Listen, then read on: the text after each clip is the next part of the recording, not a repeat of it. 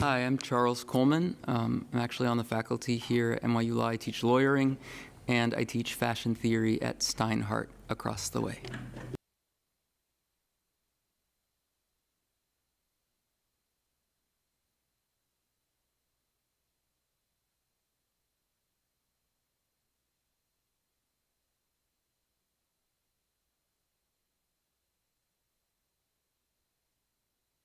Weitzman, and I'm also an adjunct professor at Cardozo and NYU Law Schools.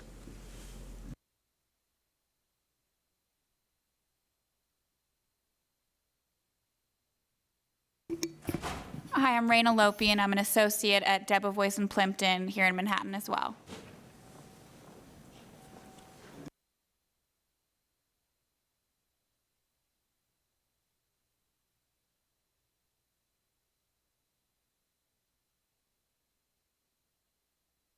Oh, sure.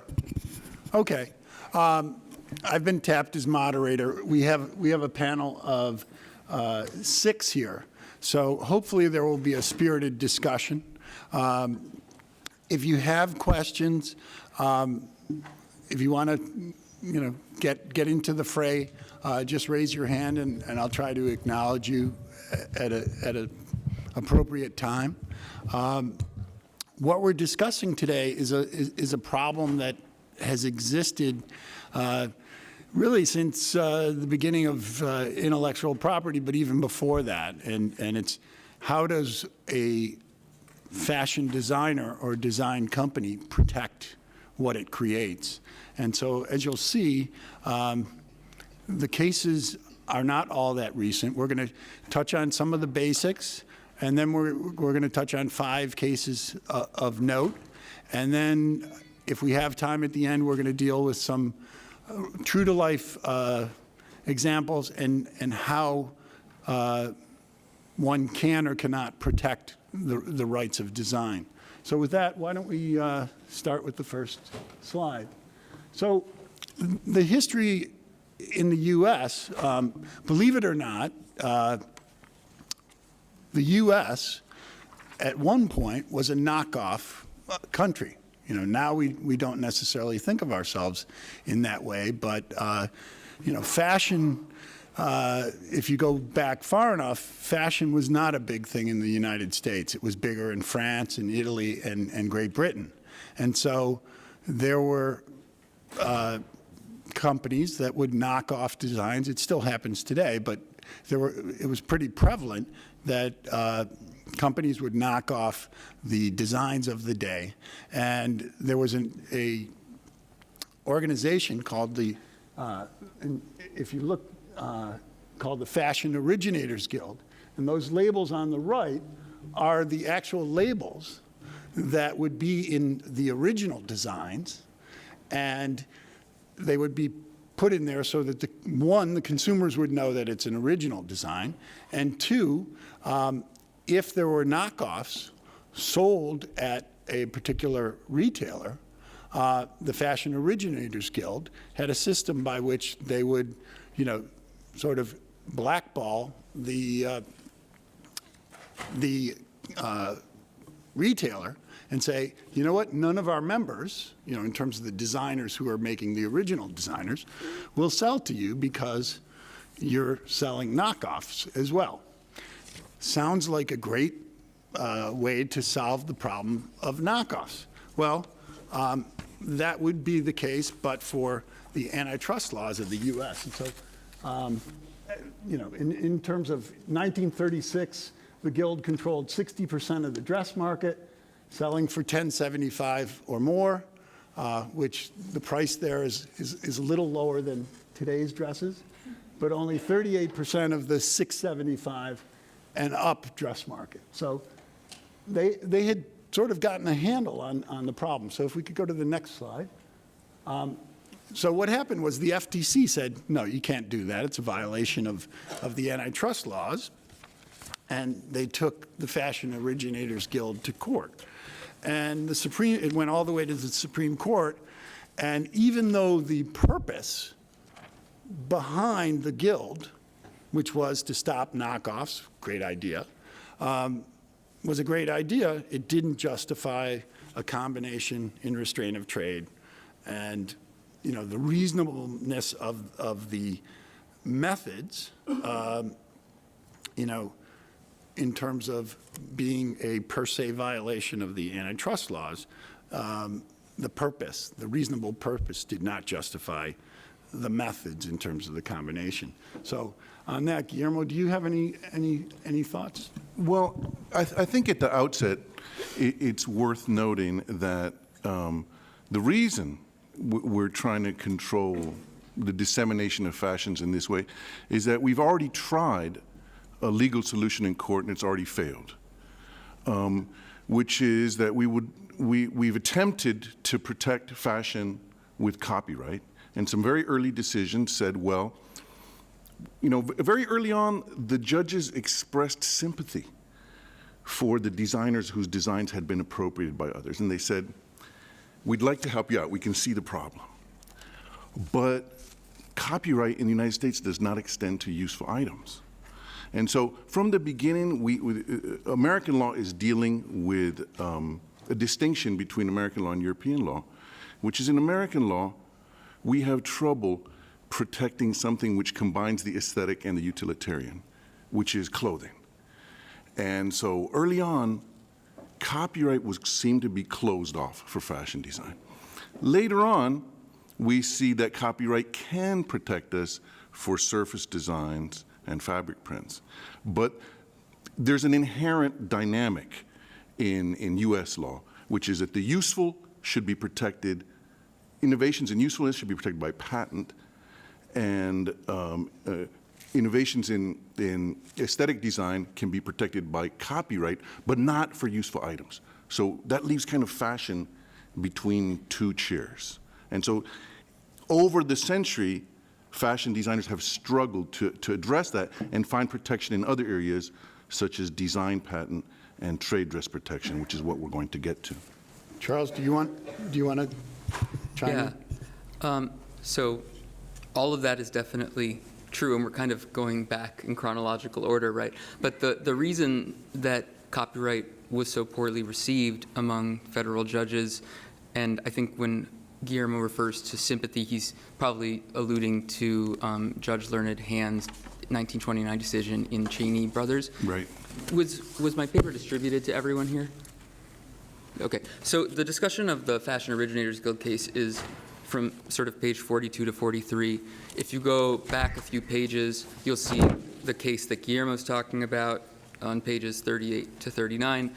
Before that, it talks about how it was just sort of universally assumed that copyright did not apply to fashion. In fact, if you look at Harper's Bazaar from, you know, the sort of 1860s to the 1890s, at which point its popularity was eclipsed by Vogue, the vast majority of designs were not credited to anyone in particular. It would be called a particular style, right, like the Montmartre style or something like that, or it might be named after a place. But apart from Charles Frederick Worth, who was often called the first couturier, even though he was in many ways the first sort of high-end ready-to-wear designer, right? The notion of authorship in fashion didn't really exist. Now, people did obtain both utility and design patents for certain aspects of fashion. But while the courts were somewhat sympathetic to claims in the utility patent realm, design patents were sort of gradually marginalized in a process I don't talk about too much in this paper, but that I'm talking about in a different paper right now. There's a debate about why exactly that happened. But from about 1871, when the Supreme Court first established the test for infringement in design patents, the very type of protection that's supposed to cover things that unite form and function, to 1926, which was the last time the Second Circuit upheld the validity of a design patent, which happened to be a tie. For another 30 years after that, Second Circuit didn't uphold the validity of a single design patent. That's the period where we see designers now pushing for copyright protection, pushing for trade dress protection, which we'll talk about, I imagine, in a bit. And the results were mixed, right? So when copyright initially failed for the reasons Guillermo was talking about, then they tried this sort of trade-based system. And when that's failed, because the Supreme Court struck it down as a restraint of trade, then they tried sort of trade dress, right, saying that the design functions as its own trademark. People see it and they associate it with the manufacturer. That actually gained increasing traction as the decades approached, and there have been some very high-profile cases recently. So when Guillermo talks about the increasing importance of design patents, in a way, it's sort of like a phoenix-like protection, right? Because it used to be the only method of protecting this stuff until the late 19th century. Now it is definitely coming back in full force. Marc, do you want to add anything on the patent side of things? Well, I mean, one of the things that we're going to... Touch Can it. you hear me? Okay. Just so that everybody can hear me. One of the things that we're going to be talking about later, and so I don't want to get too far ahead, is the design patents have certainly had a renaissance of late in terms of being a means of protecting fashion. Certainly in my office, we see more and more clients filing them, and we're advising more clients to file them.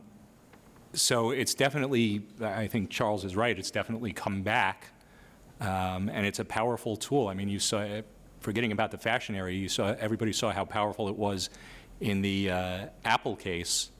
That got a lot of attention, a lot of eyes opened in other areas too. So I think people are definitely availing themselves of it more. Sure. If we could have the next slide. So this is sort of a little bit of what Guillermo was saying, and also what Charles was saying. This is the aftermath of the Supreme Court decision. And, you know, the courts, Second Circuit saying, you know what, got to have Congress get to work. And it's kind of amusing because, you know, again, there was this long period of time at or about that time that you know, people were pushing for some protection of fashion design, and that sort of went to, you know, sort of went fallow or went into hibernation for quite some time. And then, as we'll see, most recently, it's come back, and it remains to be seen, but it seems like it might be going back to hibernation once again. So let's go to the next slide, and this is just basics for everyone. So the real problem here is, in my view, fitting square pegs in round holes. You know, fashion, it really doesn't fit into copyright law in terms of protecting the embodiment of a particular creation in some media. In terms of trademarks and trade dress, certainly there are aspects that can be protected, but trademarks and trade dress are really source identifiers. And so you're not, as Guillermo said and as Charles said, you're not really protecting the design per se, you're protecting the design as a source identifier. So that doesn't really fit. And then with patents, you come into design patents and utility patents. So if we could go to the next slide. Again, this is fairly general, and so I'll zip through. You know, with fashion, you're talking about visual or sculptural works. You know, in terms of sound recordings, audio-visual, motion pictures, and software, not so much. You know, with 3D printing now, and you know, some of the things that you can now do with software, the world may change a little bit in terms of what is protectable by copyright and what that means, but copyright is a fairly limited level of protection. Charles, do you want to add to that? Yeah, I mean, often discussions about copyright in fashion start from the presumption that it's a non-starter, right? Which actually is a bit dangerous because there are a number of things, most notably fabric patterns and textile prints, that are covered. And this is a huge headache for fashion companies, especially large fashion companies that are appealing defendants because they have quote-unquote deep pockets, right? So there are law firms, specifically in Southern California, that only bring sort of copyright suit after copyright suit on the basis of fairly generic patterns, right? But these disputes can rarely be resolved on a 12b6 motion. though at a CLE a couple of years ago for the American Bar Association, I did sort of develop some strategies and disseminate some strategies for getting rid of these cases on a 12b6. But they're basically fabric pattern copyright trolls. And if you don't watch out, that can be very dangerous, right? Maybe one of you guys is better suited to talking about chain of title and copyright and covering yourself there. But there are also just images, right? Images placed on apparel can be copyrighted, and we're talking about life of the author plus 70 years here, right? Unless it's a work for hire, in which case it's a different system of calculating the term. Right. Other things that are covered are separable elements, and if you think about sort of the prototypical example, but not a particularly instructive one, is the sculptural belt buckle case. But I think a much better example to think about conceptual separability or physical separability is sort of a hat in the shape of a flower, right? It's just, it's entirely constructed based on looking like a lily. That's likely to be protected as sort of a conceptually separable sculpture. On the other hand, those types of things are not usually the things that are knocked off. The things that are typically knocked off are sort of innovations in shapes, silhouettes, and cuts, and those are difficult, if not impossible, to protect through American copyright. Though increasingly design patent is being used, and if you go to Design Patent Lookbook, a website maintained by a law professor named Sarah Burstein, she keeps sort of a running list of the increasingly numerous and quite absurd design patents that are being claimed over smaller and smaller elements. Charles, could I interject Sure. something? I think right here we see one of the issues that comes up in fashion law, which is that it becomes difficult in practice for designers to know what to do, because they'd have to understand some perhaps sophisticated legal concepts. So a basic commercial reality of American fashion is that everybody knocks off all the time, in the sense that there are trends, and people are imitated by other successes, and a lot of that is legal.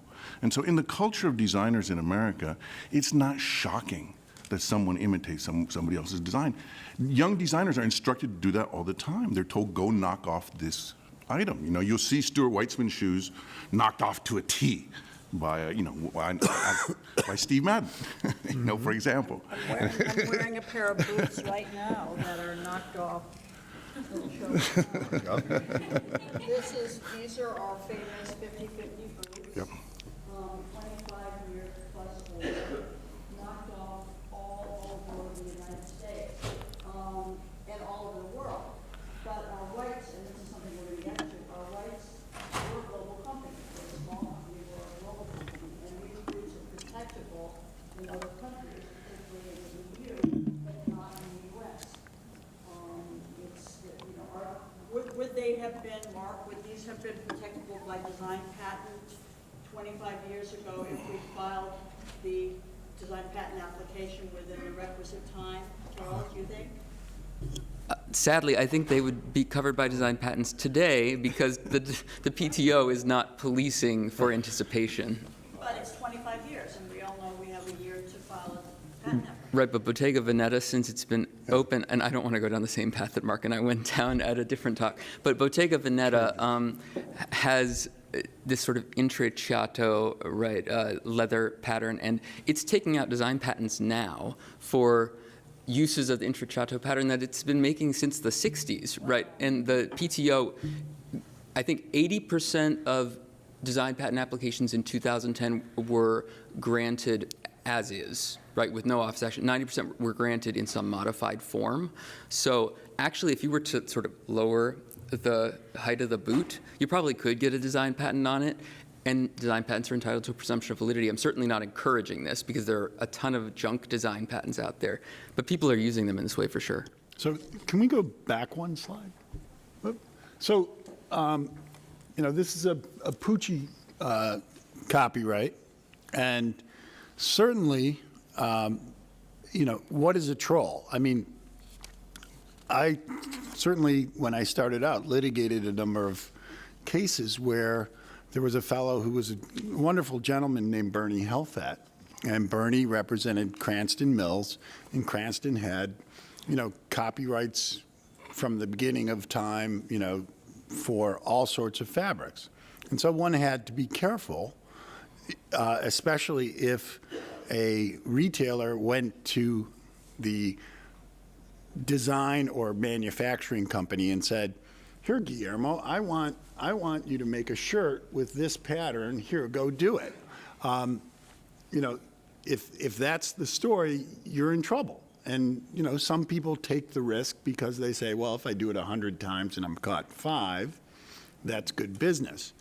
But, you know, in terms of Pucci, the House of Pucci has very valuable copyrights. And Barbara, you know, is it all about copyright trolls, or is there a legitimate, you know, house collection and use of original designs?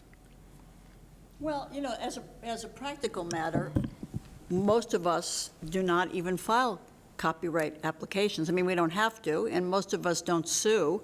I mean, there's not a lot of, I mean, my current company, which makes shoes, most of our protection is design patent and, you know, things like this boot, which is a huge problem because everybody's copying this boot, and we haven't enforced whatever IP rights we might have in this boot. I mean, I've certainly in my litigation career dealt with a lot of copyright trolls. They were the people who bought up the sweater, you know, various sweater patterns. Yeah. But I mean, Pucci's one of the rare companies that files a lot of copyright applications, gets them, and enforces them. And you know, there's a blurring that goes on where people will sometimes maybe make a design that is Pucci-esque, so it's not exactly copying the Pucci copyright. But if, you know, 10 people were asked, you know, who made that silk blouse, probably 6 out of 10, if they're familiar with Pucci, would say, yeah, that's Pucci, if it's the requisite quality. So, you know, in terms of copyrights, what I will often advise clients, if their brand DNA involves creating, which is part of Pucci's brand DNA, creating iconic fabrics, you know, that people look at you and say, oh my gosh, the fabrics that you do, protecting them by copyright, it's not expensive. It's not really complicated, and for a young designer or a design house, it also can lead to a stream of income, not what Charles is talking about in terms of suing people, but in terms of, you know, possibly going to homewares, you know, or, you know, we start with, you know, fabrics or scarves, but then, you know, maybe it's furniture coverings or towels or linens or things like that. And so from a pragmatic standpoint, in terms of weapons of choice, and we're really talking about 3 different types, this weapon is not so expensive. I mean, when we get to patents, it gets a little more expensive. Copyright gives you a lot of bang for your buck because A, it's not that expensive to get, and B, if you prevail, you can get your attorney's fee back. I mean, nobody likes paying an attorney, and what defendant wants to pay 2 attorneys? You can get attorney's fees, and it gives you the ability to get the statutory damages, which in some cases, if there's no records, that can be very helpful. The thing is, the companies that are most conscientious about registering within the time window to entitle them are, by and large, the copyright trolls. Now, of course, there's a distinction in the entities, I think, that we're talking about. No, I don't think anyone would contend that Pucci is a copyright troll. The Not at all. companies that consistently file, I mean, literally hundreds of these suits, are not companies that you've ever heard of. That's right. Right, and it's basically boilerplate cases, right? Mm-hmm. And they're settled for nuisance value. That's- So it's unclear when the registration was obtained, and if it was obtained after the window where you're no longer entitled to potential attorney's fees, which are not guaranteed, right? Or statutory damages, which is more But dangerous, right? Then you still have nuisance value of litigating, and they've done it so many times that they can do it in their sleep. We've had to deal with those entities in our office. I agree with you. Yeah. The only thing I'll say is we have had some success on occasion in challenging the copyright registration. Yeah, and that's very possible. I was just going to jump in and say that my firm handled a case of that nature with a what I would call a copyright troll, a company based out of Southern California that filed repetitive lawsuits over different fabric designs, and in this case sued a luxury fashion international luxury fashion brand. And when pressed, probably this is the unusual scenario where they're actually pressed to come back and provide evidence of independent creation, they were unable to do so. We were able to sort of settle on favorable terms for our client, and of course, including the dismissal of the lawsuit, and then send sort of a notice to the register providing for the cancellation of the registration. But just, the entire process, of course, of dealing with the Copyright Office and just, it's a bureaucracy that takes time to get those processes in place. And I can see how a lot of companies would just agree to settle for, So how do you clear the chain of title in the first place on the ground? Well, that's a very good point. And it's also a concern, and Barbara, maybe you can touch on this. One of the things also that we advise clients, whether they're developing something that's going to be copyrighted or whether it's trademarks or trade dress or even patents, is to keep records and detailed records of the provenance from which that design comes. Because if there is a copyright troll and it's independent creation, that may be your complete defense. And also in terms of, especially when you're talking about like French copyright or Italian copyright, if someone is suing based on acquired rights as to international copyrights, sometimes there's no registration, and it's sort of what you were saying. Do we really want to fight this? Or do we want to just pay something to get these people to go away? And it depends, because sometimes competitors will do it as part of the competition, so that they can, sort of rub it in. So. And also as a practical matter, fashion companies involve more than one designer. And often startup companies, which I call my company a 25-year-old startup company. Companies often behave like startup companies forever. Don't always, who actually designed this, and is there an assignment, and does that assignment include a list? You may have an assignment from a designer who's working as a consultant to the company, and usually he or she is the subject of a design services agreement where he or she assigns all copyrights, all IP to the company. But it's not like each and every design has been added to an appendix. We have 600 styles a season.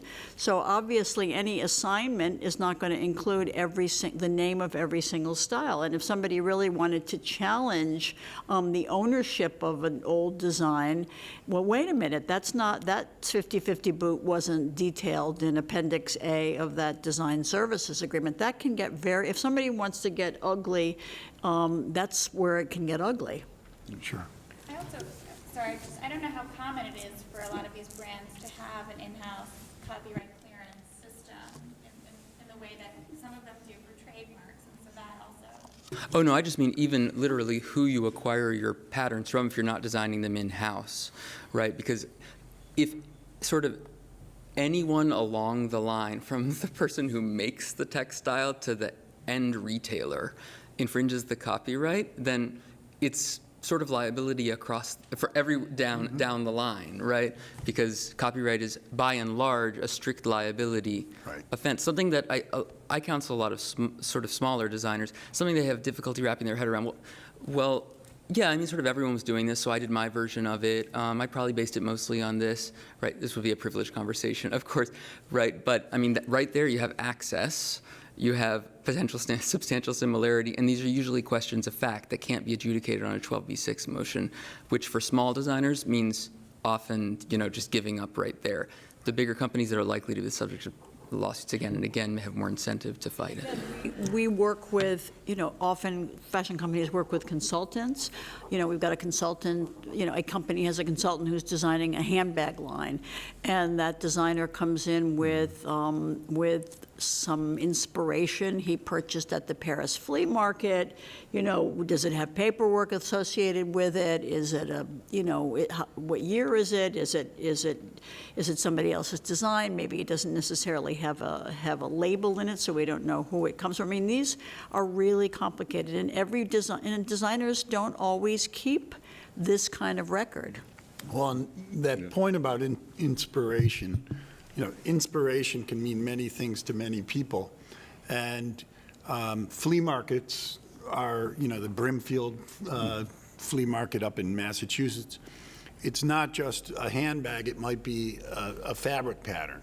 And so, in terms of whether you're talking about in-house counsel or you're talking about getting that provenance, if you have, the blouse, that somebody bought, whether it's, in London at the flea markets there, or Paris, or Brimfield, then at least you can say, okay, we have an issue, let's deal with it. It's much better to do that up front than to, sort of find out later that, the designer of the second design based on the flea market is like, we're going to go after those people. They're knocking us off.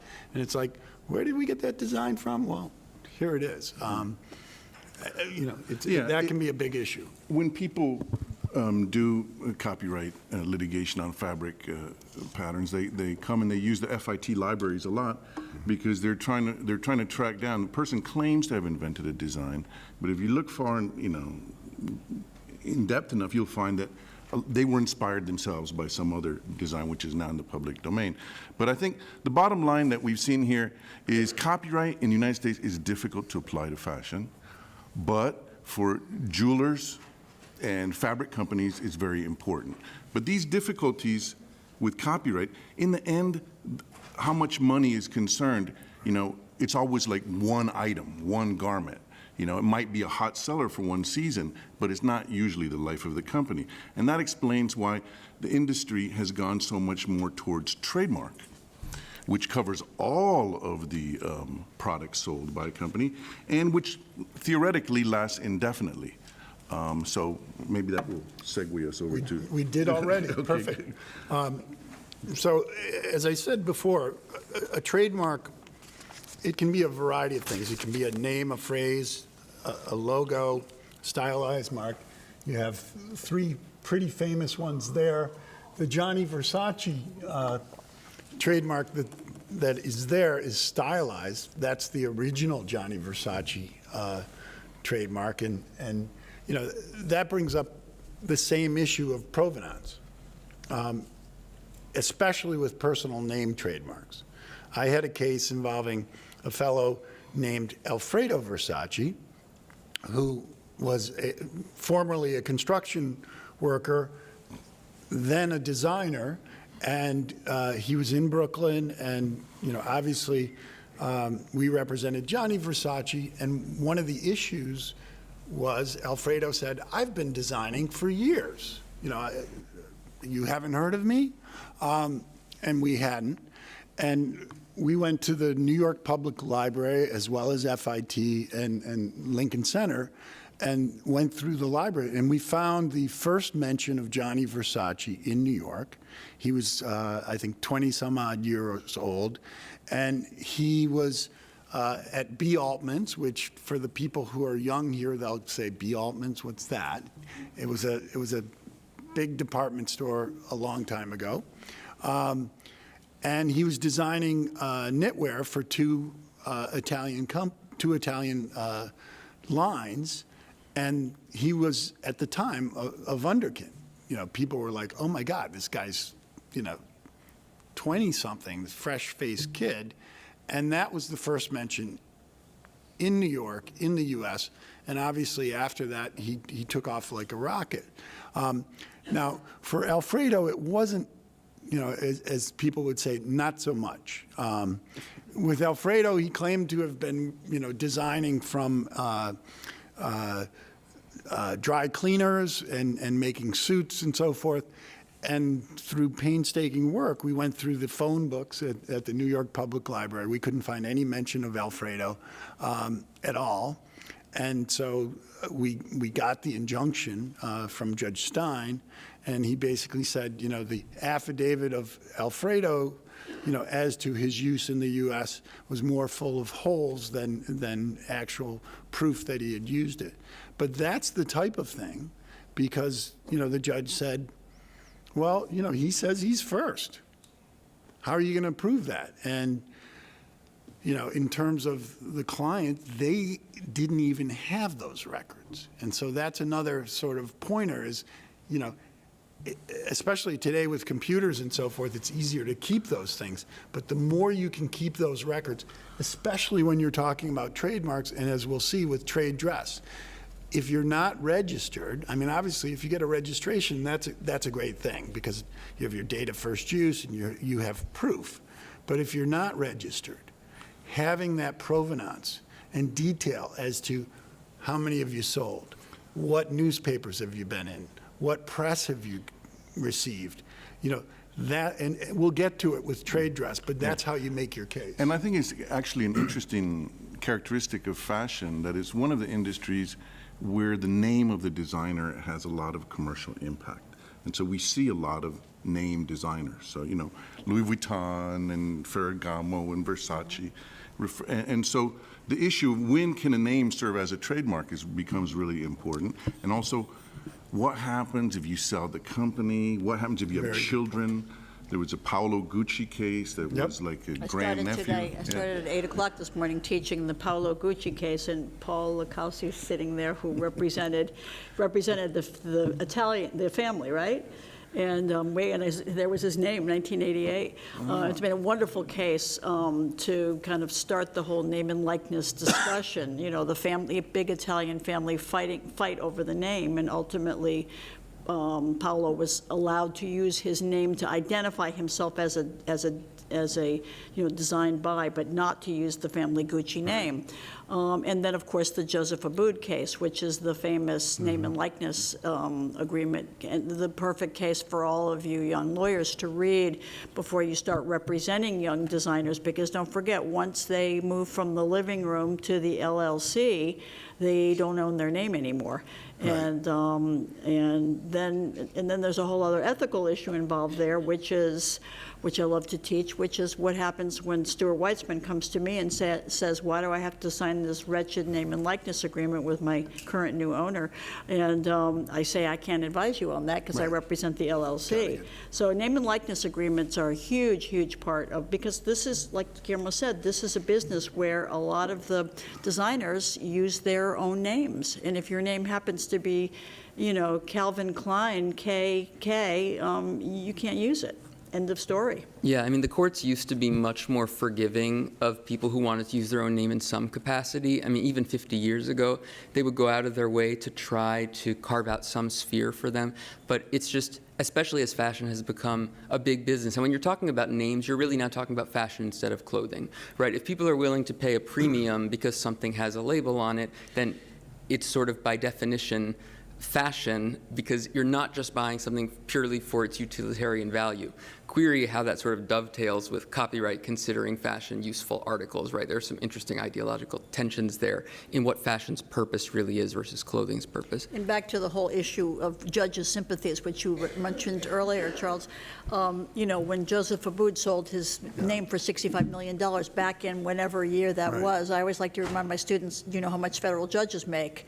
The judge was not very sympathetic because you got your money, you got you sold your name. Live with it. Yeah, on the other hand, companies have to be very careful because I have played around with the theory that the New York right of publicity is inalienable. And so when a parent company purported to acquire the trademark of a named designer, but their assignment agreement didn't mention the right of publicity, it sort of results in a stalemate. Well, that was the Abood case was sort of about that, yeah. the trademark versus the. But, if you end up with a sort of mismatch where the right of publicity, to the extent it is indeed inalienable in New York, and the issue has been resolved differently in different states. Well, the other. Just to finish the thought, if you end up with one party having that, one party having the trademark, and they're at a stalemate, the person who can't use the trademark ends up sort of having to abandon it for non-use. The right of publicity remains. So I guess it depends on which side you're on. If you're trying to acquire a designer's name rights, make sure that your contract mentions the right of publicity along with, or at least perpetual license. I think Barbara's point, though, in terms of, getting into the details, because oftentimes, I was involved in a case involving Ken's, the brand of salad dressing, and there's a restaurant up in Massachusetts near Worcester called Ken's. And that's where, if you ever had Ken's salad dressing, that's where it originally came from. And there was a Ken, and his next door neighbor said, I really like that salad dressing. You should do something about selling that salad dressing.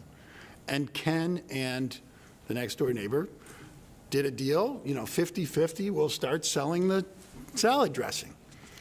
And they shook on it, and everything was fine, and all of a sudden, the salad dressing eclipsed the restaurant. Ken, through a series of transactions, got paid off and was bought out in terms of his rights, and Ken died.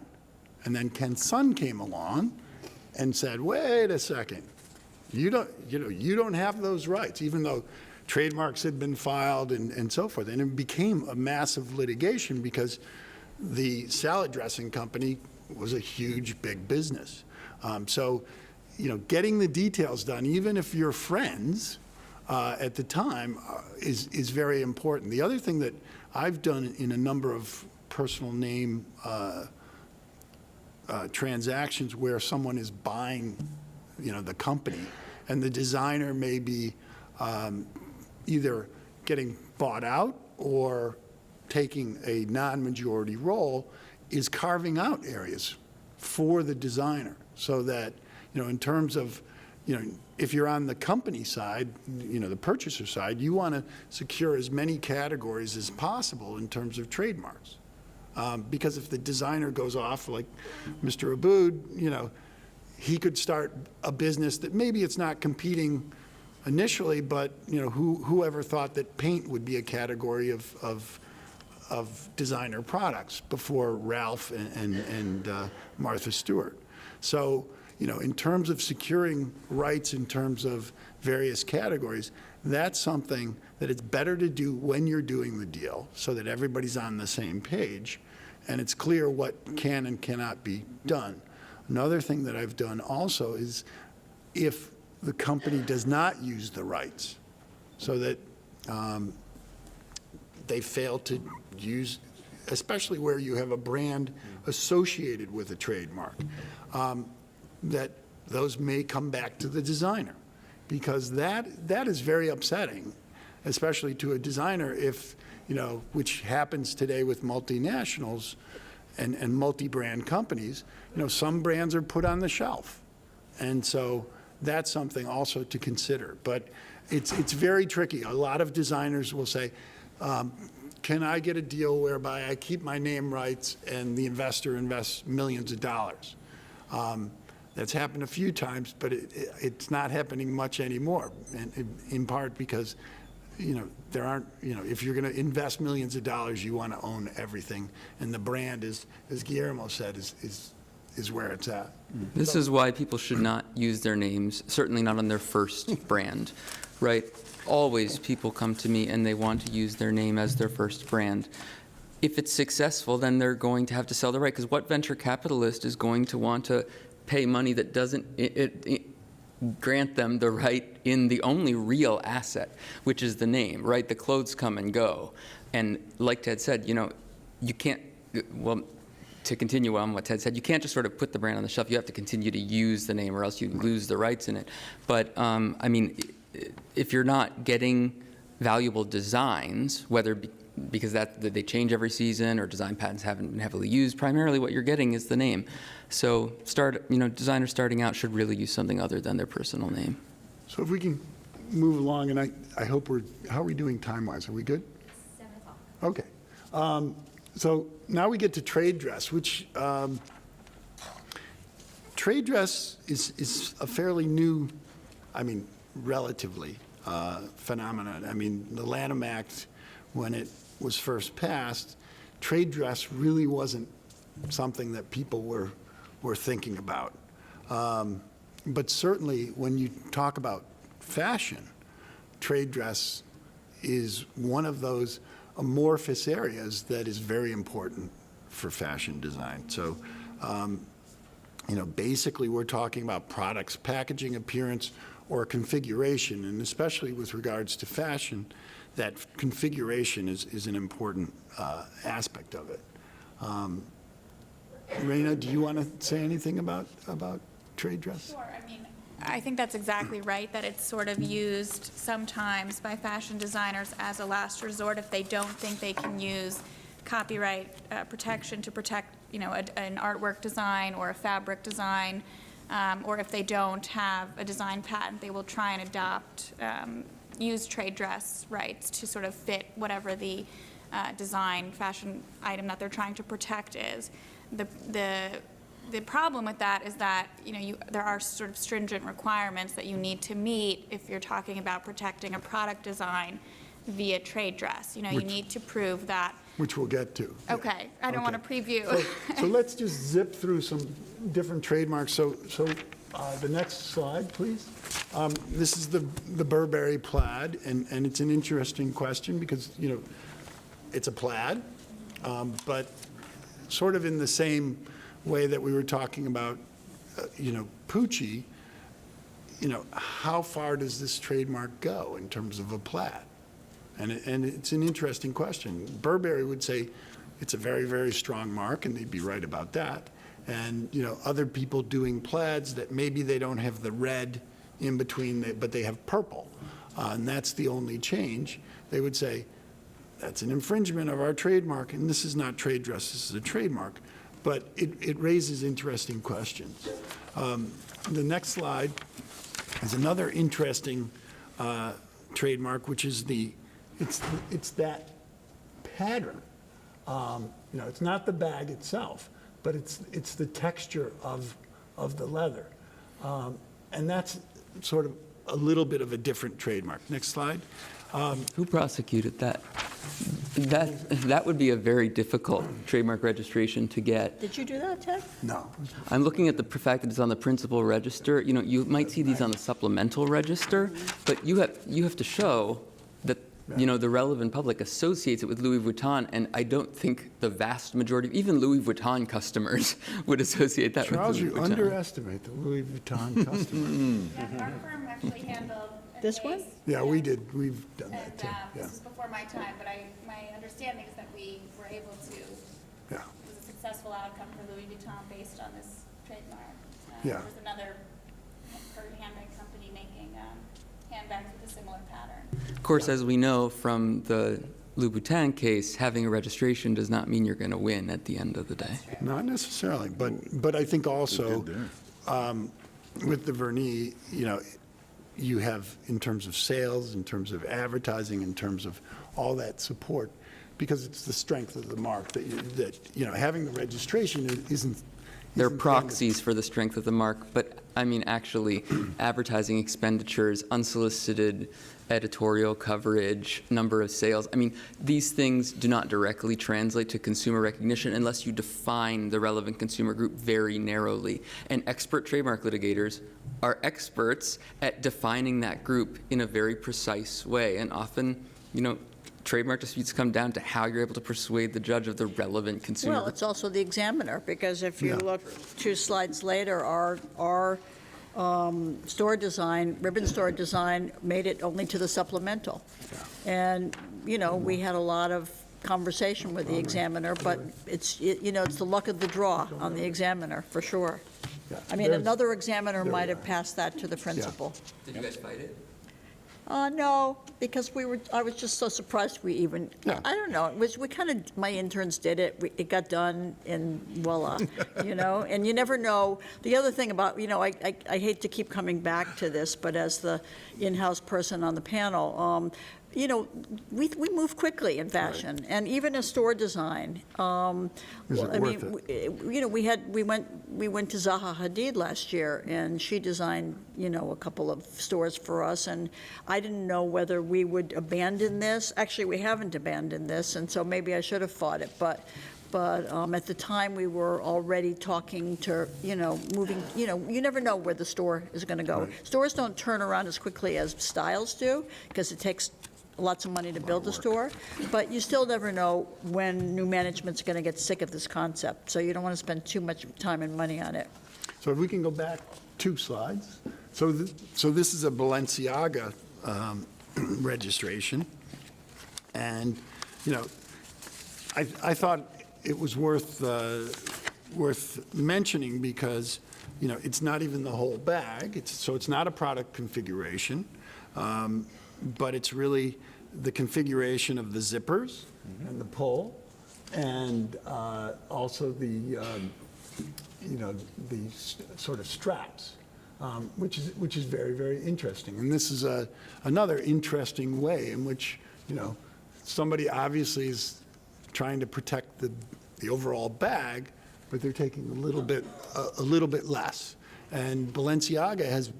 And I'm sure I'll hear something from Charles, but they've been very interesting in some of their trademark filings in terms of aspects of the Balenciaga bag, as source identifiers.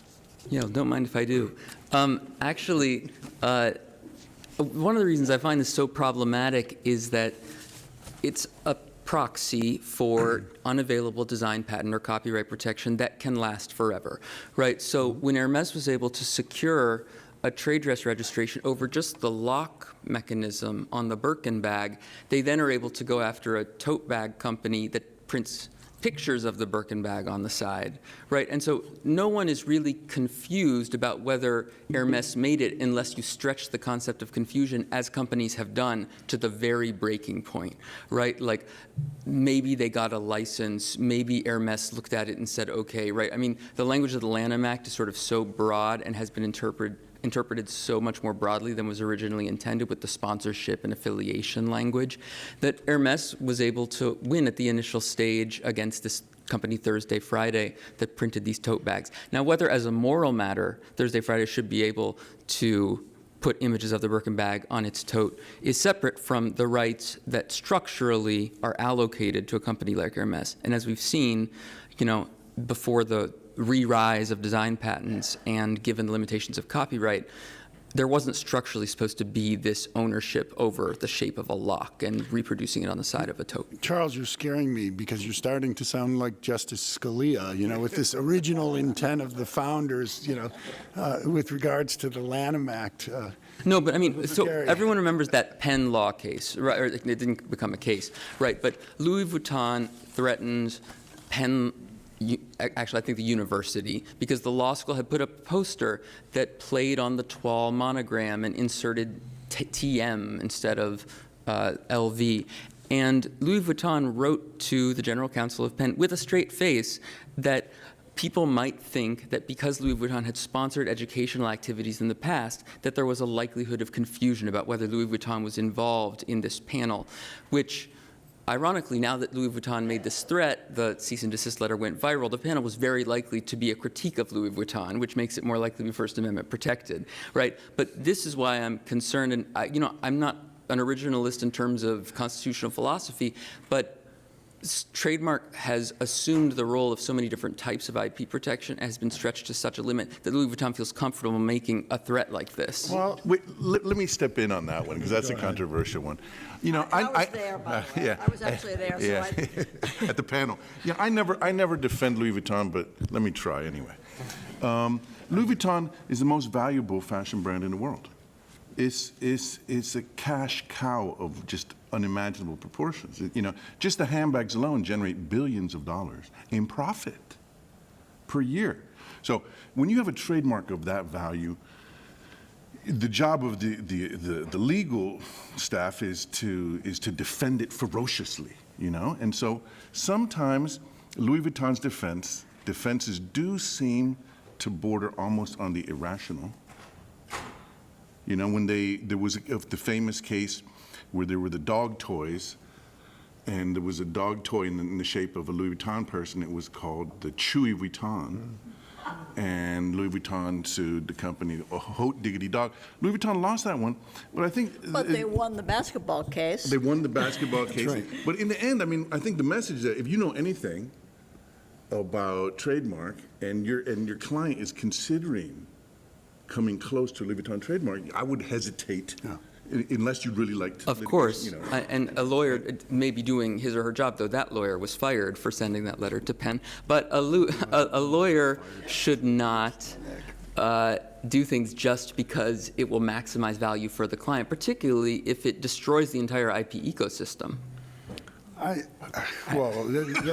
don't think I don't think that destroys the IP law ecosystem, and I also think, you know, there is, you know, brand protection is not, you know, it's a slippery slope. So to a certain extent, you know, if you let certain things go by, so Barbara was talking about her boots and enforcing those boots. If you let certain things go by, more things will happen. And so if you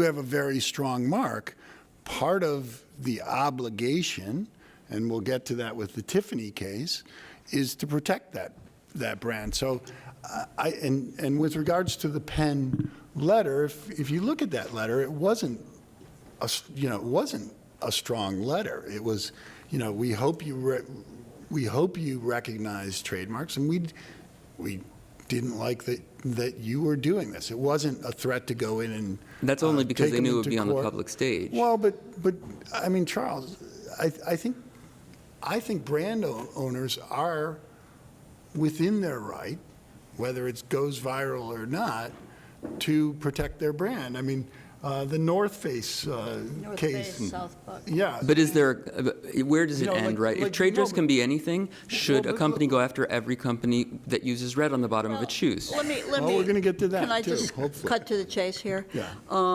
I think it's really a question of tone. I mean, probably the wiser thing in that case would have been to call the dean. Pick up a phone, Pick up the phone and call. And I agree with both of you, honestly. I probably agree, I don't know, I probably agree more with Ted in a way, and you got to give LV credit for the kind of, you know, ferocity with which they enforce their trademarks. But I think something like that, I would have thought it through. I mean, I have this conversation constantly at work in all my various jobs with my because creative people are very aggressive and you know, they care about their work. And sometimes you want to say, you know what, let's not go that direction with this one. I would have Or said. write the letter and look at it the next morning after you Yes, sleep exactly. on it. And I would have talked to more people internally because the opportunity for it, and that was there were some very important people on that panel. Some very interesting people.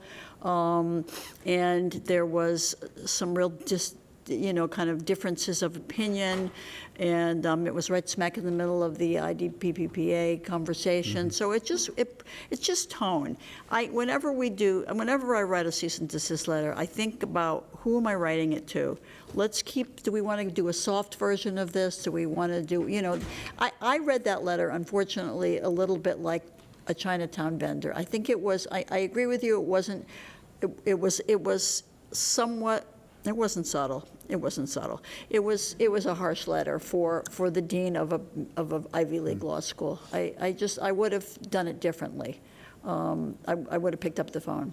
But, you know, look, we can have this conversation about the Louboutin case, Yeah. too. Well, that Why has didn't- both sides of it. I would first ask, what value is Louis Vuitton creating for the world, right? They are protecting a mark, but only 5% of their revenue comes from apparel, right? By and large, they're selling bags that they've created artificial value in through advertising campaigns that stand for social hierarchy, and it doesn't go into design innovation. Companies like Comme des Garçons, like Balenciaga even, right? These are companies that are adding aesthetic value to the world. But Louis Vuitton, it's just money for money's sake. I don't, Charles, you know, I think, we don't have time for that discussion tonight, but you know, Louis Vuitton does a lot of things in terms of the arts and also in terms of design, in pushing design and designers. So I think that's a little off the reservation, but be that as it may,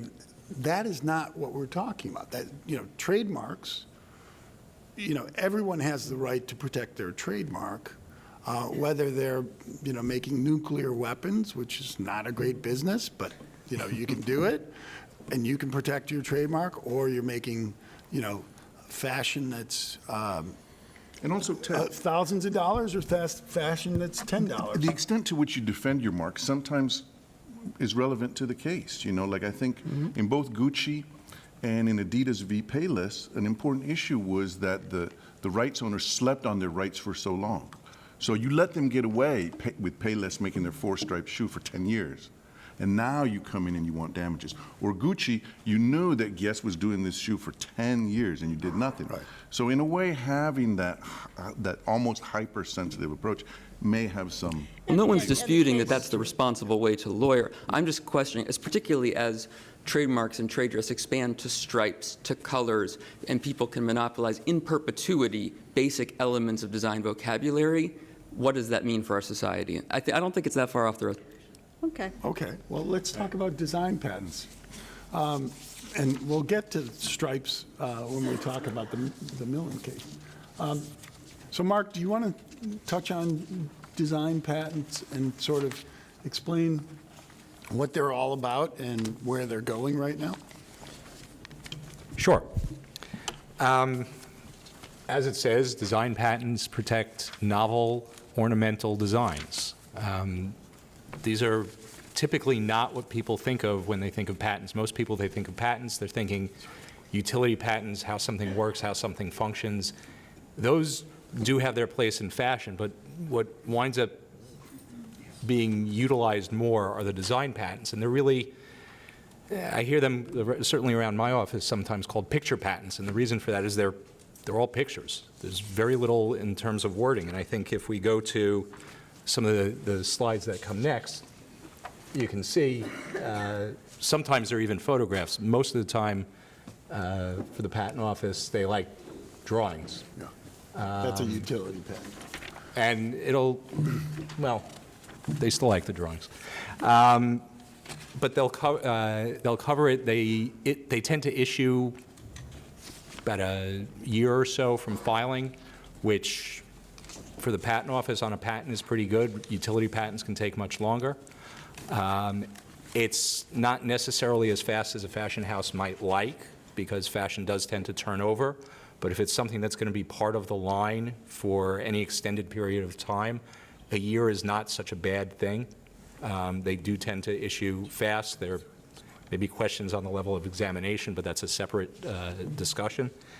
You know, and it gives you the right to stop other people from making what's shown in the patent. It's not a comparison to the actual product. It's a comparison to what's shown in the patent. And that's the key. It's not, I mean, you can do it. You can show side by side, but the legal test is what's shown in the patent and the allegedly infringing product. So if the design diverges from the patent or evolves from the patent, you've got a problem. You may have a problem. If you haven't kept up and filed new applications, you may have some enforcement issues. What about utility patents? I know we've got a funky one there, if you go to. Oh, what about utility patents? Okay. Sorry, that's the problem. What about utility patents? Utility patents, they have their place. I mean, this is a good example of one. They're not used as much because they're more directed, it would be directed towards something like the fabric that's being used. Gore-Tex. Gore-Tex or something that's fire resistant would be good examples. You're probably seeing more of it now with the convergence of fashion and technology. People are starting to get more interested in how those two play together. So there's probably more utility patents in the fashion area than there have been in the past. But they take a long time to prosecute. You can spend 3-4 years or even more prosecuting a utility patent, and by the time the patent issues, it may be irrelevant. Which isn't exactly the fashion cycle. And costs, Mark? What's a design patent versus Design utility? patent, you can probably do $2,500 to $3,000, including the drawings and the filing fees. Utility patent application, I'd say anywhere from $7,000 and up. And that's probably on the low side to start with. We're working on one now with Marc's office for an opening of a boot, and it's already 2 years and lots of money. And it'll be interesting to see if we're still using it by the time it's granted, but. And it's valuable if you Yeah. if you get it, but enforcing patents is also a little bit difficult too in terms of the cost of a patent litigation. Yes, but that tends to have people, it works both ways, because people will shy away from, as we were talking before, it's just too expensive. People will often. Okay, so now we're going to talk about the DPPA, which I would say is right now Dead. about as dead and cold as it is outside, which is pretty cold. But Barbara, I know you were very much involved in this whole process. We have a few slides on these, and I'm sure we can get these to people if somebody wants to give our folks email. But we're going to just touch on this because it is dead, and especially with the Republican House and a Republican Senate, it's almost more than dead. And I think it's in my opinion, and it'll be interesting to see how we each feel. I think it's dead forever. And I think it was probably the wrong way to go, which was basically an attempt to amend the copyright law to include protection for fashion under a kind of obscure section. And for a 3-year period of time, it was a long conversation between two factions of the fashion industry, the CFDA, which is the designers, and the American Apparel and Footwear Association, which is the rest of the world, the people that make the stuff and the people that sell the stuff. And I was very much involved in the conversation because I got a call from Alain Coblence, a French lawyer, a million years ago, asking if Kate Spade, who I was working for at the time, would come and be the poster child for the bill, and she was not interested. She's very shy, and so I recommended Zach Posen, who ended up being one of the people who testified, and it just never gained any traction. I don't think there's really much more to say. I mean, does anybody on this panel think that it has, Guillermo wrote a wonderful chapter in our second edition of our book, kind of making a pitch for it, and I think we all agree. I personally think that if we were to revisit this the way Europe does it, which is to have a separate body of law to protect designs, both registered and unregistered, is probably the way to go, and has worked to some degree I guess it's worked in Europe. To an extent, although as we'll see it. But I just don't think There are some culturally we will ever have a climate here for this type of law.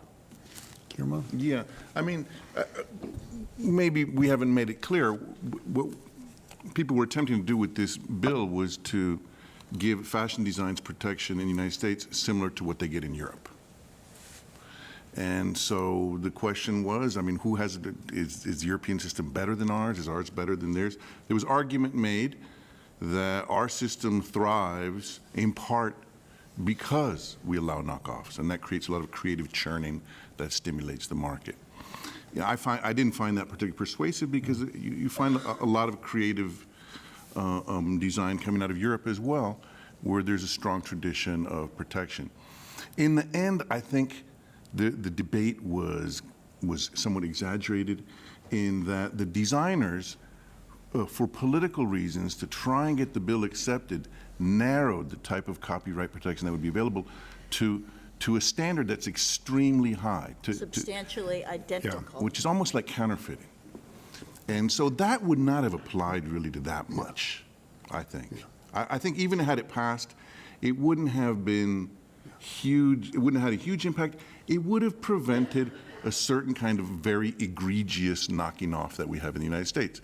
You know, the classic examples that I usually show are Forever 21's knockoffs of Diane von Furstenberg's dresses. And Diane gets very angry because they're exact, perfect knockoffs. They are substantially identical sometimes. And so they would infringe that standard. I think politically, though, to get something passed through our current Congress, you need a different profile than New York high fashion designer. That's not the kind of person that's getting bills through Congress right now. Yeah, though to be clear, I mean, this is not the first time that designers have sought protection like this. And the article that I've distributed talks about the over 100 bills that have been tried in all sorts of political climates with all different types of rhetoric.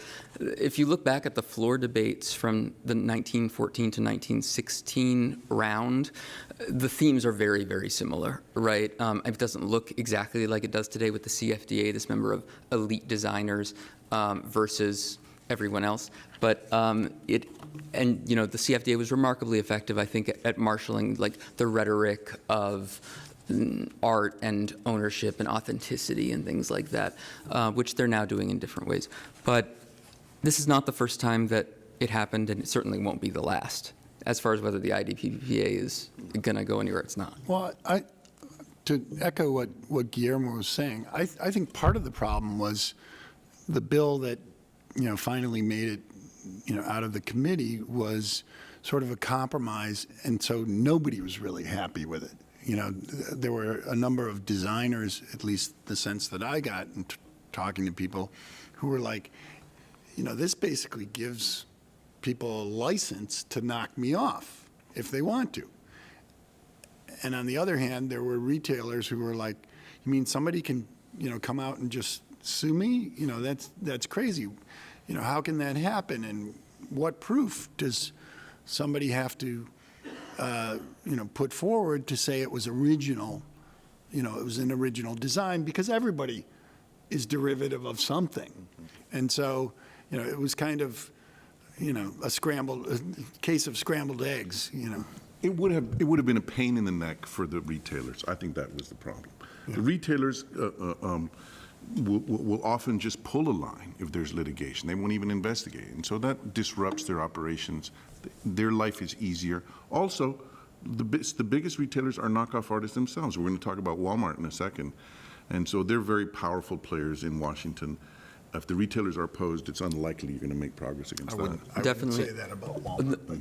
No, the power, though, I mean, I think it is largely in the hands of the retailers these days. And there was one occasion where a similar bill passed the entire Senate, not just the committee. And there was one occasion where it passed the entire House. But it's never passed both, obviously, and it didn't get nearly that far this time. So if it didn't pass both when the retailers lack the power they have now, the chances seem very low. So let's talk a little bit about design protection in Europe. So as Guillermo said, you have an EC design directive. There is protection for both registered designs and unregistered designs, and it really is a different right than what we have here in the United States under whether it's copyright, trademark, trade dress, or design patents. So next we're going to just jump to these are 5 cases. We had a longer list, but given the time and given the subject matter, we thought 5 was a good number.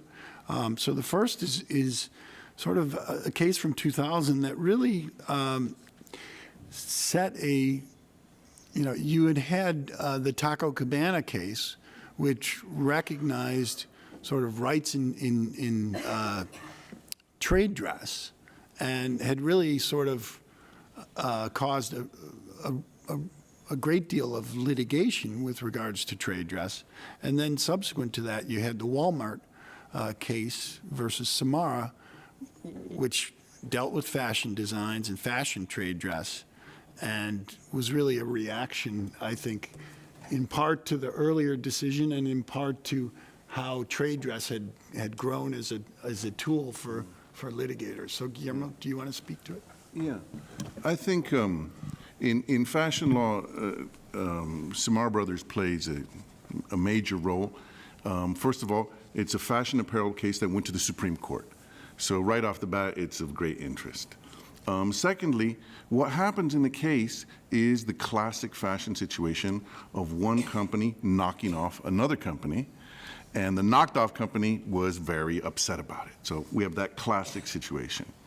And then the case is important in terms of the legal decision or the judgment that was rendered, because it very firmly and almost aggressively closed off one possible line of attack for protecting design elements, and that would be by protecting them by saying that they are inherently distinctive trade dress, and that ended up not working. So basically, just to briefly summarize what happens in the case, in this case, we have a children's line of clothing, a children's company, Samar Brothers, and they get a call from one of their buyers at Kmart, and Kmart says they're unhappy because they've seen the Samar line of clothing at Walmart at a price cheaper than Kmart can offer it. And when the Samar Brothers executive learns of that, their response is, we're not selling at Walmart. You know, what do you mean? So they go down, they check at Walmart. Effectively, Walmart has knocked off their whole line, and so there's litigation, and the litigation reveals that the way that Walmart knocked off these designs was to buy the garments and take pictures of them, and then use the pictures as the instructions to their outsourcing factory in the Philippines, Judy Philippines. And so, you know, when this is presented to the jury, jurors that are not familiar with the fashion industry might be shocked. I expect in this case, they were shocked, which explains the verdict, by kind of the open nature of the copying. You know, you just buy somebody else's stuff, you take pictures of it, you send that to your factory, say, copy that, make a couple changes. That's what happened. So now, Samar Brothers had copyrights for some of the appliques, some of the visual elements on the garments. But they also asserted trade dress protection, which meant that the design of these products, they said, communicated to the customer who'd made it.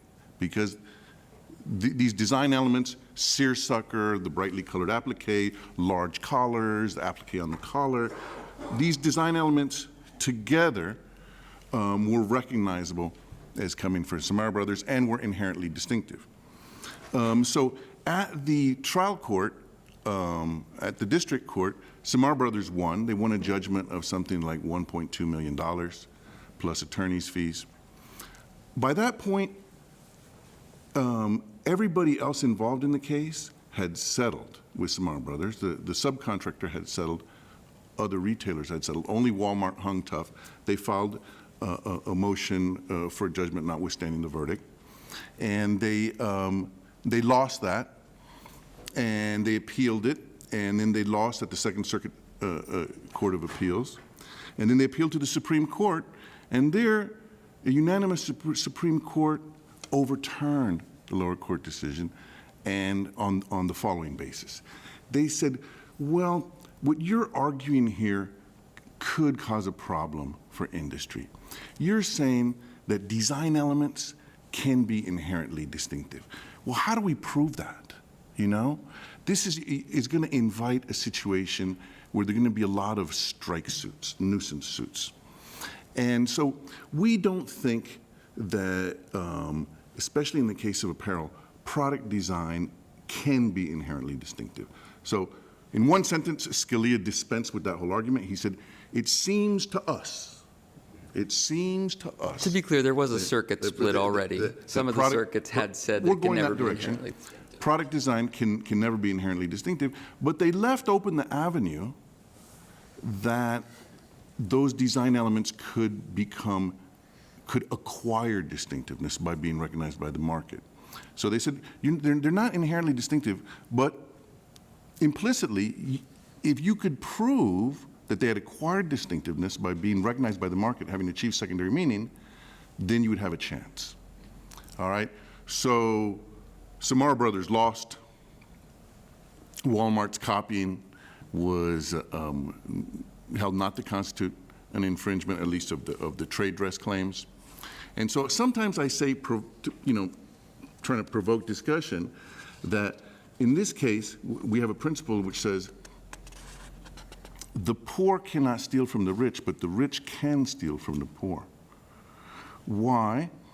Because a poor brand, I mean a small startup brand, will not have achieved secondary meaning. They can't. Rich brand will. So if you're going to knock off anybody's trade dress, it's easier to knock off some tiny unknown brand than a big brand. And so, But I think one of the aspects of the trade dress here, though, was, again, it's a square peg in a round hole, because if you're talking about a particular boot or a particular handbag or one item, trade dress is something that, you can make a case for. The problem here, though, was it was sort of the whole line. And you had that with the Second Circuit and knit waves versus lollytogs as well. And I think that's one of the fundamental problems with trade dress and apparel. If we're talking about a particular coat or a particular, I remember Donna Karan had a particular dress which it was the shoulders were open, and it got knocked off all over the place. And it was, is that enough to really be a source identifier? And I think here, seersucker, in the U.S., and we'll see with the European Court of Justice, it's a little bit different. But here, the elements, there's nothing about, if you look at the pictures, there's nothing about those particular children's dresses that are like, wow, that's really distinctive. Wow, that's something that I've never seen before. And I think that was part of the problem. So you here. think it was the wrong case? I think it's the wrong case, but I also think when you're talking about a whole line, it's very, very difficult. And I think courts are very resistant. That was with knit waves and lollytogs, the court was like, what's the trade dress? What, and judges will say that. They'll say, okay, what are you trying to protect here? What is it about those little dresses that screams Samara Brothers? And the problem is, if you're changing your styles, which everybody does, it's not, if you come out with the same dress and that's it, then I think you've got a better case. But in this case, Samara Brothers did not argue secondary meaning, right? Right. Had they argued it, maybe they could have proven it, And so the lesson to be learned from that is prove your secondary meaning, and if you can, register it as a trademark the way Louboutin did for the red soles. And in trade dress cases, whether you're talking about a cease and desist letter or a complaint, the definition of trade dress, it can't be like, here it is, here's the picture. That's not going to work. You have to be specific, because a judge and a jury, if it's a jury case, is going to say, what are we talking about? What are we going to enjoin them from? And in this case, it's kind of difficult. It's like, well, so are we? Is it that they have little strawberries around the top of the neck, or is it the little cherries around the neck? What if it's oranges? Can they do oranges? Or plums? And that's, I think, part of the problem inherently with the case. You have to be able to explain what your trade dress is. And it has to be something that is identifiable. Why don't we go to the next? I do want to say the issue of economic resources cuts both ways, right? Because many of the designers I represent are on the receiving end of trade dress threats. And they say, the big companies will say, we've spent X dollars on advertising, we've made X sales, we've been covered by Vogue, Elle, Marie Claire, and you can keep making it, and then we're going to take you to court. Trade dress cases are hard to get dismissed on a 12b6 motion, right? So, yeah, on the one hand, what you're saying makes sense, but defensively, from the perspective of somebody who mainly represents small designers, secondary meaning is still very much a problem for my clients. But I think, that there's always an issue, and goes back to what Guillermo was saying in terms of, what the provenance is. If the provenance is the picture of the other guy's or other gal's product, that's not such good provenance. It may not be protectable because you may not be able to make that secondary meaning showing. But I think the idea that, somebody can't fight it because they're little, I mean, you can also create your own designs too. I mean, that's always possible. But speaking of My designers do create their own designs. okay, well then they won't have any issue. But they do. So the next case is Tiffany versus eBay, and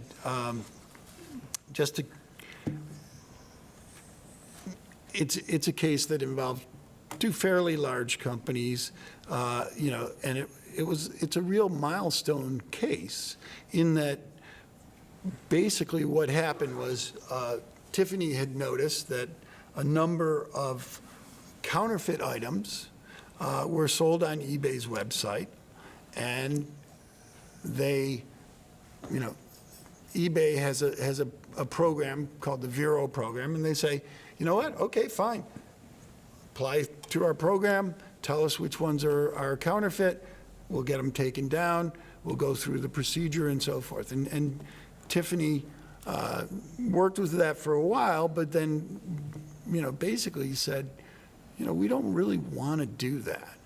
And they had made the case in terms of the notice and takedown for quite some time, but their issue, and it was the issue that the Second Circuit ruled on, was whose burden is it? At what point, or is there a point at which it's like, are you kidding me? I've told you, there are counterfeits all over the place. Why do I have to keep doing that? Isn't that your burden? And what they were really trying to do was get the court, the district court initially, and then the Second Circuit, to say, you know what? At a certain point, that burden shifts from the trademark owner to the person who's running the auction site. And what happened, and I think part of this, and this was sort of what Charles is saying, it went down to the proof.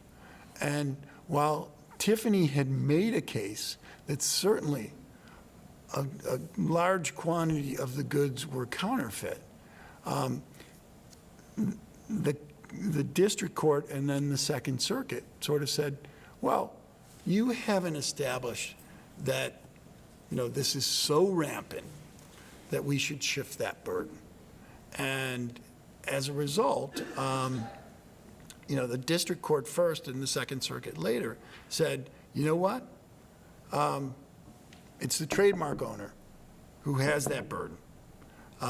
They have to go out, and if they have, if they have a situation where there's counterfeiting, they put eBay on notice, and then there's the takedown. To get to the point of willfully blind, you really have to make a better case than Tiffany made in that case. Now, the reality of that is nobody's really challenged that subsequent to that, and in part because this was such a huge case, such a big litigation, and you're talking, millions and millions of dollars of legal fees. In this case, this case is particularly relevant now with Taobao and the Alibaba, the big Chinese auction websites. I think one of the things that I believe about this case is it's the timing. I mean, this is 2008. The economy crashes and falls apart. This case was decided in 2010.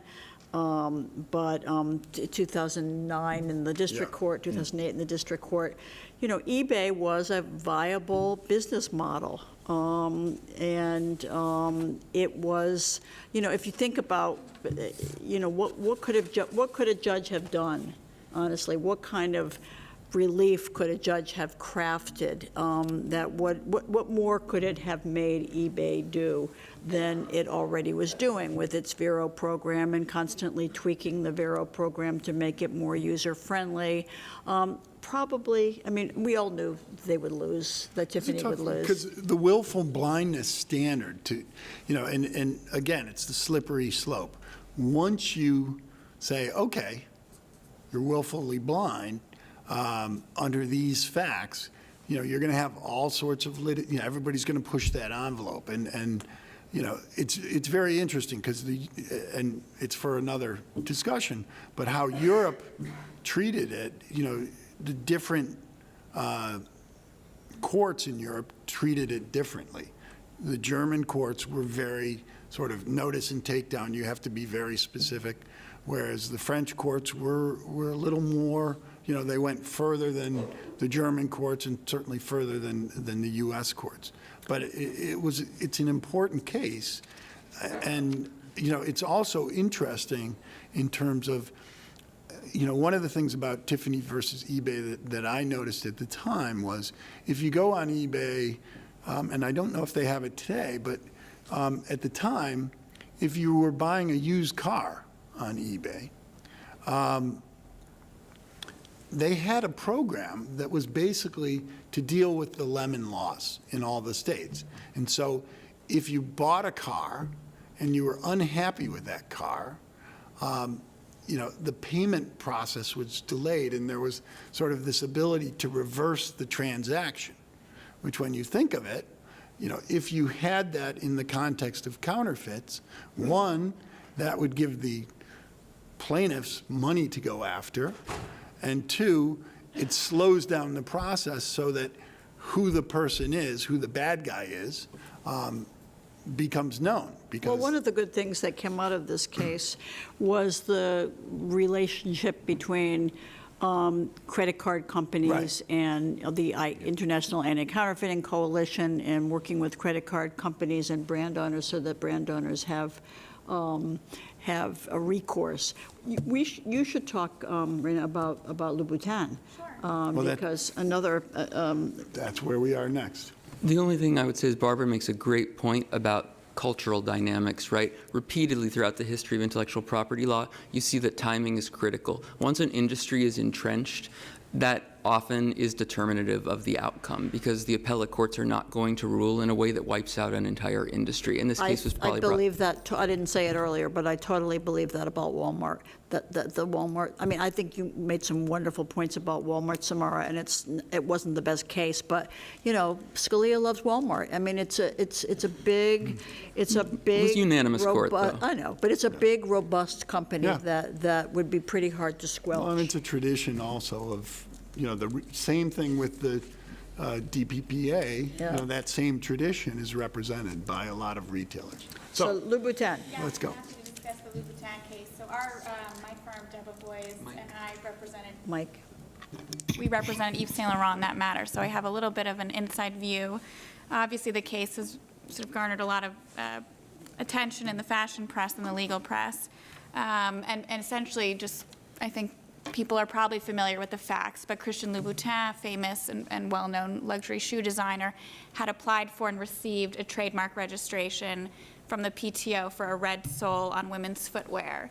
And in 2011, Yves Saint Laurent came out with a line of monochromatic red shoes, actually a line of entirely monochromatic shoes in different colors. So there was, an all red shoe, an all blue shoe, an all green shoe, et cetera.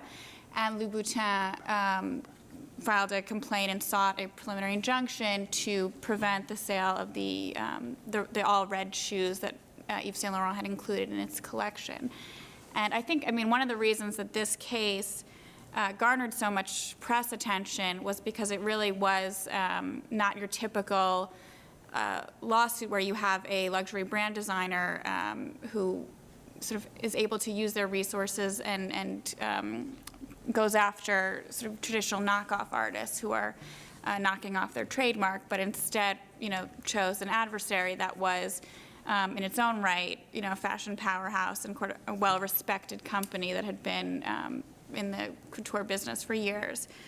So the actual facts of the case and the law ended up being very favorable for Yves Saint Laurent. The facts being that Yves Saint Laurent had been making red shoes for some time, including with red soles, even before the lawsuit was brought by Louboutin. And this goes to the point about, brands needing to really be vigilant about enforcing their rights, because in fact we did take the opportunity in defending against the lawsuit to point out that Louboutin had slept on, its rights in going after Yves Saint Laurent for many years, and we wouldn't have been able to make that argument if they had in fact, raised any objections years earlier when they first noticed that YSL had come out with, shoes with red soles. I sent David an email when Stuart, my boss, said, YSL was making red soles years ago. Well, I can say that I did go to the FIT library and all the other libraries in New York and, spun through all of the archives and to find both, examples of Yves Saint Laurent using red soles years ago in the 70s, and then all of the other third-party designers using red soles sort of dating way back. And that was evidence, those were sort of good facts that we were able to put into evidence to show that other third parties are using this design element, not in a trademark sense, not to indicate this shoe comes from Yves Saint Laurent, which is how Louboutin, of course, was using their mark, but but as a design element. Some designers want to use red to sort of indicate passion, or they think red is sexier, attracts men to the women wearing their shoes. Yves Saint Laurent had used red in the past as part of an Asian-inspired collection.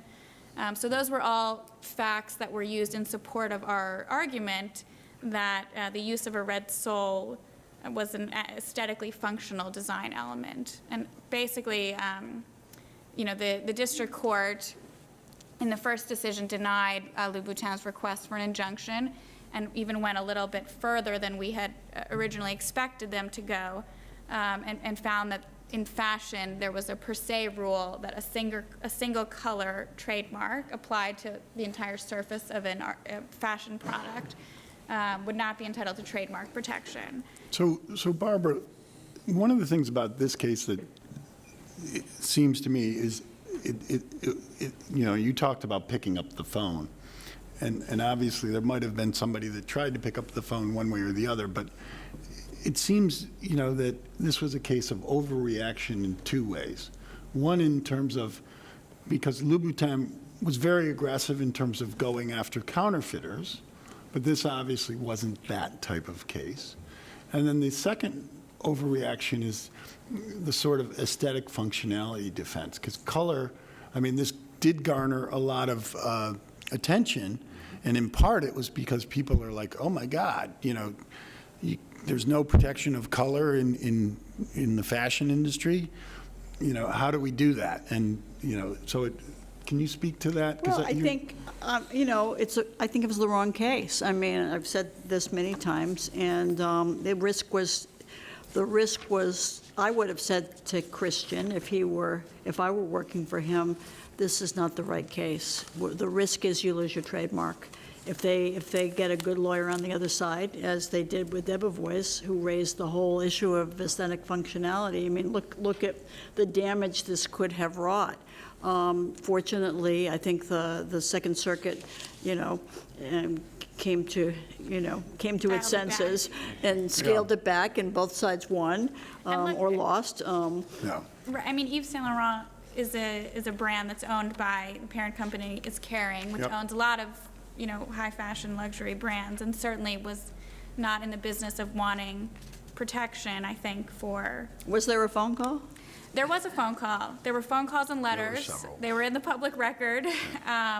There was an attempt to at settlement negotiations early on, and interestingly, the folks So do you blame Harley or Christian? Do I? Well, no, I think the folks at YSL in those initial conversations acknowledged that, oh, of course the Louboutin red sole is well known, but only really in contrast. And so they didn't, they didn't think, and certainly there was, the facts bore this out. They did not think they were treading on Louboutin's trademark and had no intention of doing so. Right. So, And which is sort of where the court came out. We've got two more, unless we're going to go over, and hopefully we won't do that. Marc, do you want to speak about the battle between Lululemon and Calvin Klein, which didn't get fully litigated, it was settled, but... Yeah, I mean, there's not tons to say because it did settle and because it didn't get fully litigated. But what we're looking at here on top are the Lululemon design patents, and then below you have two images, one of the Calvin Klein pants that were at issue and one of the actual Lululemon pants that were at issue. This case got a lot of attention when it was filed because it was somewhat unique. We've been talking about how you can't really protect utilitarian articles, certainly through copyright. But here's a case where somebody got several design patents on, I mean, you can see it. They got design patents on pants. And they went about enforcing them. That's pretty unusual. and they've been aggressive. And they've been aggressive, and Calvin Klein backed off, right? I mean, you're not going to see these pants on being offered by Calvin Klein anymore, and the case didn't get very far. There wasn't a lot that happened in court. It settled fairly quickly.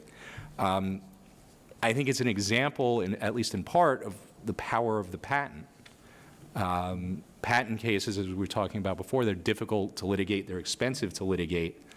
And it may have been the case that Calvin Klein decided this is one item in a line.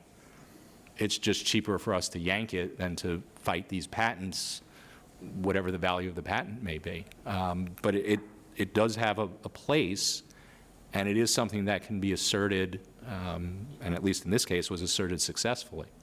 So, and now for something completely different. And I do want to say something. I know you don't want to ask me questions anymore. I didn't realize we were this ideologically polarized. No, but, it's not that, Charles. No, I know. 5 minutes. But what I want to say is, actually, this is a perfect example of how fashion design protection should work, right? So in the absence of fashion design protection, you have to rely on alternatives like a red sole, right, to distinguish your brand. That opens you up to a plethora of defenses, which your team really devastatingly invoked. I mean, in so many ways, I wish we had time to talk about. Here we're on the same side for this one. I was ready.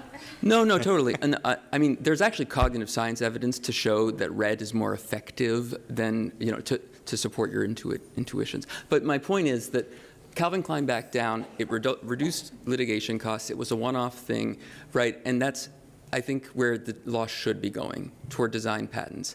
Yes, it's still expensive to get a design patent, but not as expensive as defending a trade dress suit. So that's where I'd like to see the law go. Okay.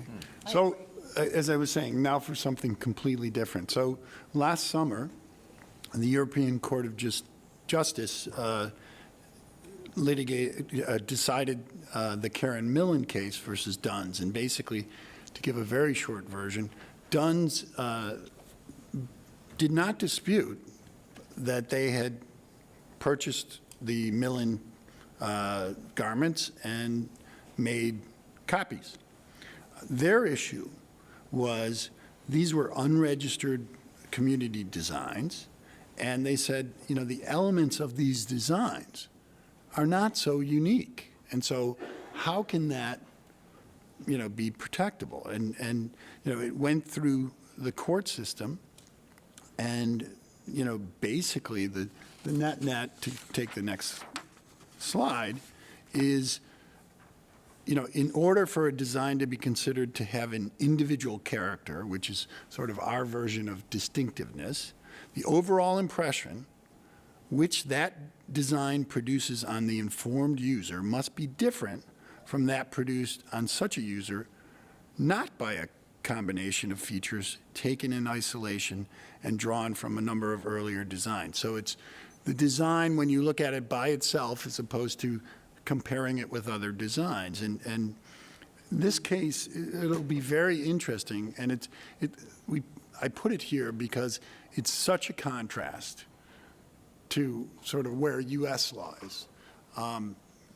To flip back, if you look at the Mullin designs, I think somebody said, and I think it might have been Charles about stripes, these are not all that unique. But now, one of the factors of this case was that sort of stipulation that we copied, and while certainly in the jurisprudence it might not have an impact, it wasn't a factor that the court looked to and sort of pointed at.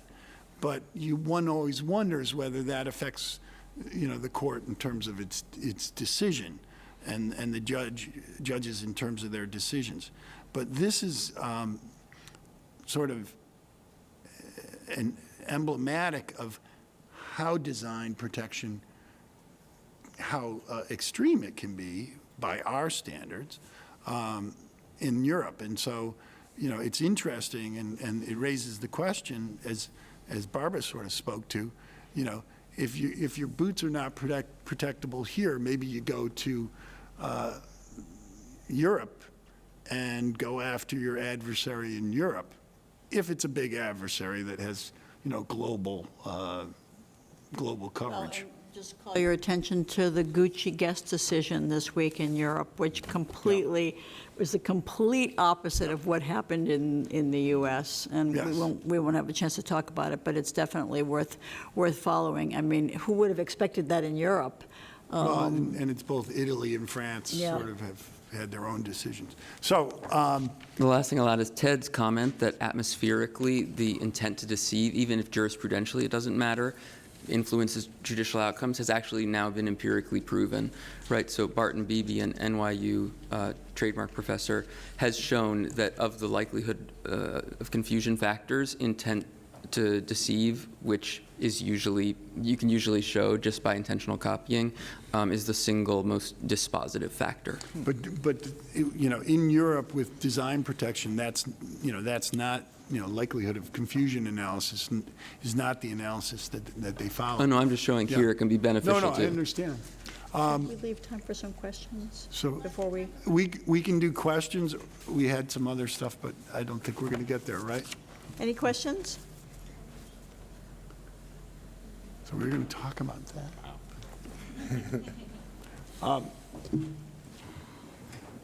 And then we had, you want to, okay. So, That's actually a great example of something that probably is conceptually separable under copyright. well, and that was a 3D design. Next one. Do we want to do any of these? You want to? I don't know, I mean, I think No? we should quit. It's 8 o'clock. Okay. Hey, are there any other questions? Yes? You discussed registration at the beginning of the presentation with respect to the Gucci fabric patterns. Could you just educate me as to what the advantages are to registering, if it's necessary to gain rights in the pattern, or if it's a nice to have that will impose statutory advantages like with the trademark? Well, you just answered your question. First of all, in terms of registering your copyrights, if we're talking about fabric copyrights, which is fairly straightforward, once you register it, if someone infringes, you're entitled to statutory damages and attorney's fees, which is a real benefit. It also, just from a housekeeping standpoint, if you wait for somebody to infringe at a later point, sometimes in terms of getting things together, it might be more difficult. And last but not least, for a design company, if you have a library of, copyrighted works, that can be an asset which has value, just as your brand and your trademarks and trade dress would. And the duration of copyright is extremely long, life of the author, plus 75 years. So that is of great value. I mean, it doesn't, and the price is very, $35. So it's not, compared to the thousands of dollars for patents and maybe, 1,000 or something like that for a trademark, it's much less. One thing about the Louboutin case that's interesting as well is when they sought protection of the color as applied to the shoes, color, like trade dress, requires showing secondary meaning. And one of the things in that case was Louboutin put in a declaration in support of the registration, which is required for secondary meaning. And that declaration, which I think the intent was to get the registration, sort of as Barbara was saying earlier, but that declaration limited the scope. It said, you know, our customers are people who are very discriminating and are willing to pay, you know, very high prices for footwear. And so that sort of says something to you. When you try to get registration, you got to be careful, because if you either fail, which then you're dead, or in your back and forth, in your correspondence with the trademark office, sometimes that can empower your adversary in a litigation. So like with trade dress applications, if you're filing for one, you better be sure you're going to get it, because if you don't, it can be problematic. With copyright, there's not much back and forth. With the registration, either they deny it, which is rare, but actually has happened to me several times in the past couple of years with jewelry designs. They'll say it's just a basic shape. Sculptural works. Yeah. But jewelry designers come to me all the time. They say, that person clearly knocked me off, but they didn't apply for the registration in time, so I don't have much firepower to go after the knockoff artist, because they didn't come to me within 30 days of discovering the infringement. They didn't register within 90 days of the first publication. So timing matters a lot, and it's only $35. Yes. Hi. Do I get to use this? No? Okay. This may be a dumb question. I'm not a trademark person. I'm a copyright person. But in listening to the Tiffany eBay case, it sounded very much to me like the safe harbor provision of the DMCA with the notice and takedown and Good point. knowledge requirement and actual knowledge and red flag knowledge and all that kind of stuff. But it's trademark. So does that same 512 apply to trademark law, or is it just the judge using the concept, basically? The latter. The latter. No, I think the fact that there was the safe harbor under the Digital Millennium Copyright Act, you know, was something persuasive. You know, hey, we've got this already. Why don't we do the same thing? And the Vero program also, you know, was a notice and takedown procedure. So, you know, from Tiffany's standpoint, it made life easier. And if you want to look at another trademark third-party liability case, which goes the other way, look at the Gucci versus Frontline Processing case, where it was the kind of PayPal model of payment processing companies who got whacked by the court for kind of bad behavior. I mean, unlike Tiffany, which showed, you know, well, we have this Vero program and we've you know, tweaked it and we've made it better and we've made it user friendly, versus this Gucci case where the payment processors were basically advertising their services to, quote, high risk counterfeit seller types, and their behavior wasn't, you know, wasn't. They were more facilitating and encouraging. Exactly. And And they you know, were shady characters and wore black hats, you know, which makes a difference. So I've been told that we will be forcibly removed if we don't cut it short. But thank you all for your attention, and thank you for the panelists for the good discussion. For those of you that are interested, if you're not members, students, or practitioners of the Copyright Society, there's information on the registration table outside on how you can become members. And if you'd like to schmooze and hang out, there's food and drink outside, and you should bring it back in here because there's not so much room in the hallway. We can all hang out. Thank you so much for coming.